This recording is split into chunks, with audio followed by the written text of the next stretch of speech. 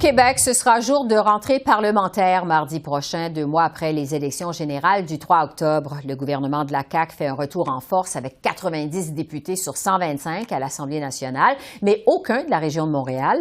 Le Parti libéral, qui forme l'opposition officielle, traverse présentement une grave crise de leadership, alors que les autres partis d'opposition tentent de négocier une meilleure reconnaissance au Parlement.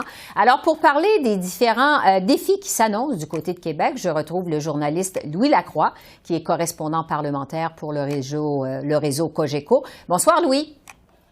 Oui, bonjour. Bonsoir, Esther. On va commencer justement par les négociations sur le statut des partis d'opposition à l'Assemblée nationale, statut qui, je le rappelle, détermine leur budget, leur temps de parole. On en est où exactement?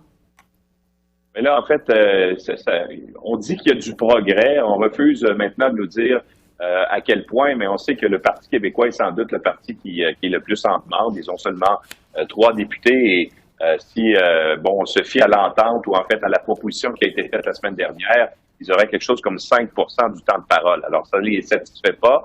Donc, ils sont en train d'essayer d'augmenter ce temps de parole-là. On sait déjà que le chef, Paul Saint-Pierre Plamondon, va être reconnu comme chef, mais c'est le temps de parole de l'ensemble des députés, des 3 députés qui fait défaut selon le Parti québécois. Alors, on essaie de gagner des points. Cet aspect-là se négocie avec les partis d'opposition parce que c'est les partis d'opposition qui déterminent justement le temps de parole réparti entre eux. Et évidemment, le Parti libéral est très, très satisfait parce qu'il a la grande majorité du temps de parole. Mais là, pour l'instant, c'était toujours le statu quo aux dernières nouvelles. On me dit qu'il y a peut-être un peu de progrès, mais évidemment, ça ne sera pas la satisfaction du Parti québécois, ça c'est ça. Ouais. Pour ce qui est du Parti conservateur du Québec, il a quand même récolté 13 des voix lors de la dernière élection, mais il n'a pas réussi à faire élire de députés. Ce sera quoi le statut du Parti conservateur à l'Assemblée nationale? Ben, pour l'instant, il n'y a pas de statut. Ce que demande Éric Duhaime, c'est d'avoir des locaux, d'avoir un budget de recherche. Pour l'instant, il n'y a pas eu d'avancement à ce niveau-là. Mm-hmm. Moi, ce qu'on me dit, c'est que les négociations se concentrent davantage autour des 3 partis, des 4 partis, en fait, qui sont représentés à l'Assemblée nationale, les 3 partis d'opposition. Pour l'instant, il n'y a pas de progrès là, pour les troupes d'Éric Duhaime. Donc, c'est ça, des négociations avec Québec solidaire, Parti québécois, la CAQ et le Parti libéral.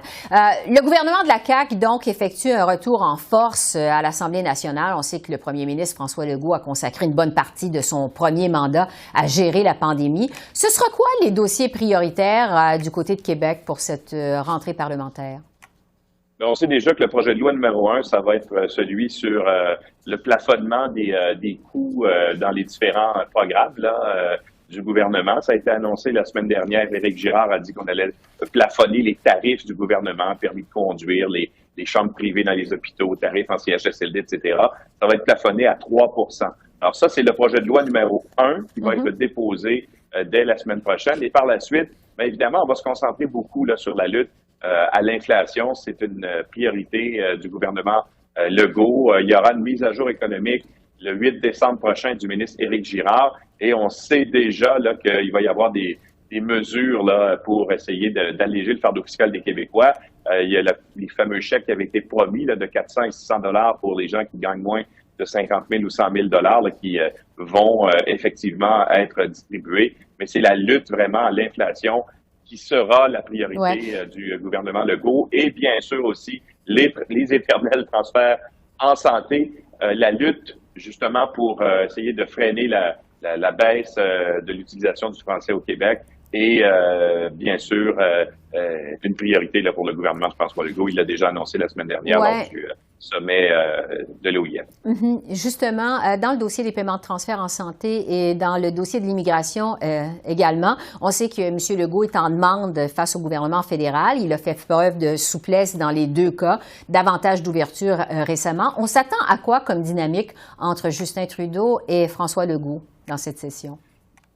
Ben là, je pense qu'il y a eu des prises de bec là, précédemment, il y a 2 semaines là-dessus, là, sur les fameux transferts en santé après la réunion des premiers ministres.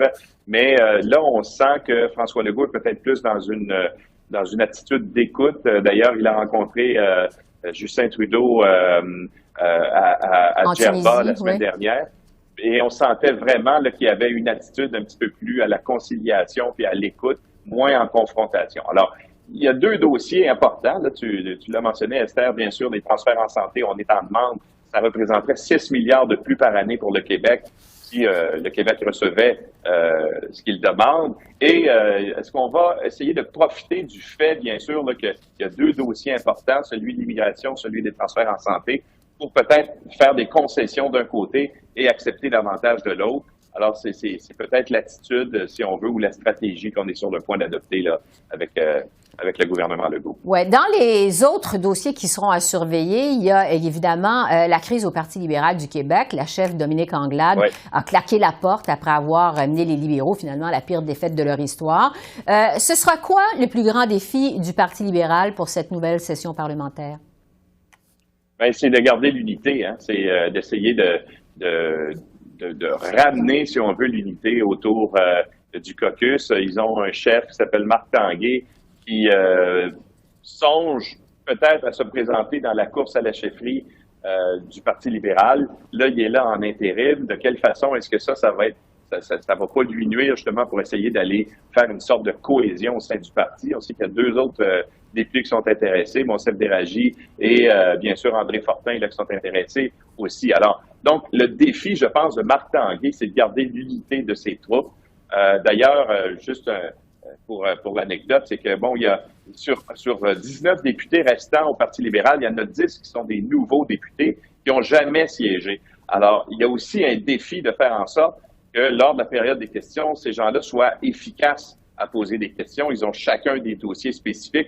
Et quand viendra le temps de poser des questions au gouvernement Legault, à François Legault, qui est très expérimenté, c'est le doyen de l'Assemblée nationale, ben ils vont devoir justement essayer d'avoir une forme de cohésion. Et cette semaine, ils ont fait au Salon Bleu, ils ont réservé le Salon Bleu pour justement faire des pratiques, là, de faire en sorte que les nouveaux députés qui auront des questions à poser à François Legault puissent se familiariser avec l'environnement puis avec le temps également qui est très, très serré. Là. Alors, il y a tout ça, là, bien sûr, c'est des nouveaux députés qui arrivent, plus de la moitié sont des nouveaux députés. Il faudra essayer de garder la cohésion.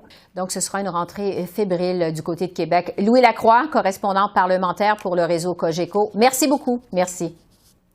Au plaisir. Au revoir. Au revoir.